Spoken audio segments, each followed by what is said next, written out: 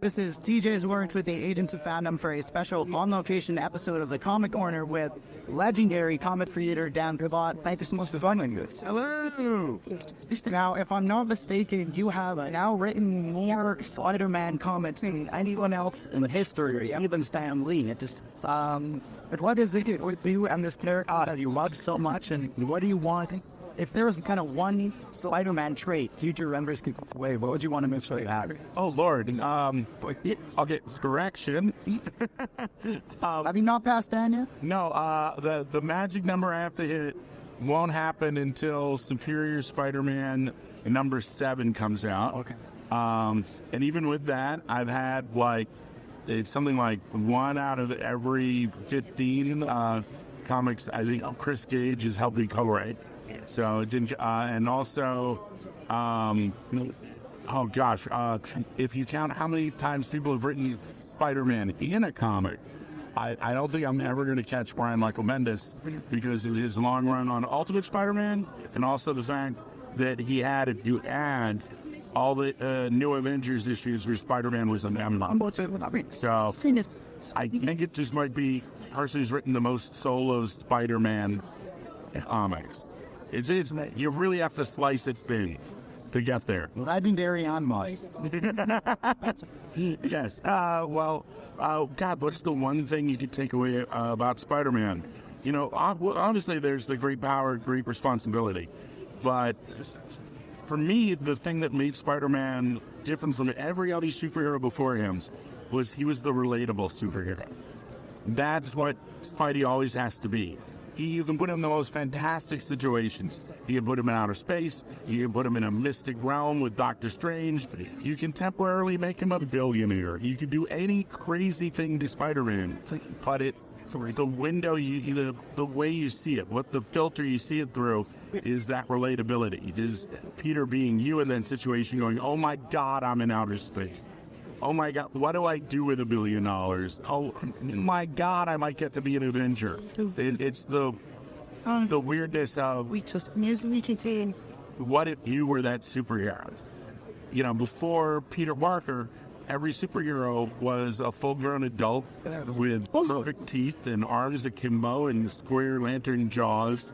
And when you had Peter as this nerdy boy, there was pecked on and raised by his aunt and uncle, and it was so different. It was someone you could know, or like you had a feeling that you were never going to get to Gotham City, you were never going to get to Metropolis, but you could get to Queens, and maybe just maybe you'll get to see a certain house on Ingram Street, and a boy heading to school, and it's that kid from the block, you know, he's a good kid, you know, and that's Spider-Man.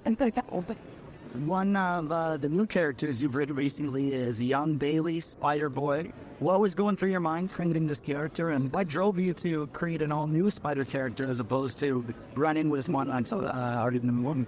Oh, well, to be fair, I've written like tons of guys who've already been around. The fun of it was we were doing what I was thinking is my last Spider-Verse story. And we had his magic falling of a thingy that could sever you from the web of life. And what that meant was, in that universe, you never were bitten or spliced or turned into a spider character. You had no connection to the web.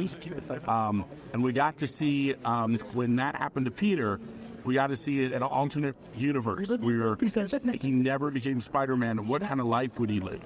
And we weren't going to leave him like that. So at the end of the story, we had to take everyone that we unwove and weave them back. And we did that to Jessica Drew. We did it to Peter Parker. And it felt weird to only bring 2 characters back. So we had a joke where suddenly they wove back a character and it was Kate. And you're like, Kate? He's like, you got stabbed by this magic dagger too? Like, what? When? It's like, oh, in issue 1. Don't you remember? That was me. I was in that fight. And they're like, no, you weren't. They're like, you waited too long to bring you back, and now we almost forgot you. Oh, we're so glad. If we'd waited 1 more second. So, like, I wanted to go, well, I said, Lander, what if you have a 4th character he's brought back, and now no one remembers? And then we liked the idea, and then we were arguing back and forth, like, who would this be? Would it be a new Spider-Girl? Would it be an elderly Spider character? Would it be this? Would it be that? And we just hit on, like, when Peter Parker became Spider-Man, he was 15 years old. Yeah. When Miles became Spider-Man, he was a teenager. We've never seen a pre-teen Spidey. And so we thought, let's do Spider-Boy. Let's do, like, a little kid who would be like a sidekick. And everyone who reads Spider-Man knows Spider-Man is one character should never have a sidekick. So to me, that's like, let's do it. Let's put him in a very uncomfortable spot where now he's got to be responsible. And it's all about power and responsibility. So the hook has always been that Spider-Man doesn't need a sidekick, but this sidekick needs a Spider-Man. First, one of the favorite She-Hulk looks reading the Agents of Fandom is when you bring all the child owners too, and he's complaining about the state of comics with people always complaining about continuity instead of enjoying the new things that come out. What would Stu say in 2024 about this? Really? On the state of the comics, Stu would be the one guy who would be like, was telling everybody that Miles Morales is Spider-Man. You know, Sam Wilson is Captain America. Get over it. That would be like something Stu would be very invested in. There's so many people that want to rob characters of their agency, and you could do it for the sake of continuity. You know, I feel this way because, you know, Steve Rogers is the only Captain America. Peter Parker is the only Spider-Man. Although the thing is, Steve is totally cool with Sam being the next Captain America. Peter loves the idea that Miles is doing Spider-Man. If you want to stay true to the ethos of what the Marvel characters are feeling, you should be okay with this. It shouldn't be so divisive. It shouldn't be something that anyone uses as a soapbox to preach them out. If the concepts don't work, they won't sell. If they don't sell, we won't make the comics. We'll make other choices. But if someone out there, it makes them happy that Miles Morales is Spider-Man, you don't get to take away that joy. This should be a whole universe where anything can happen. If you're fine with aliens, if you're fine with robots, if you're fine with creatures from other dimensions, I think you can deal with two Spider-Man and two Captain America.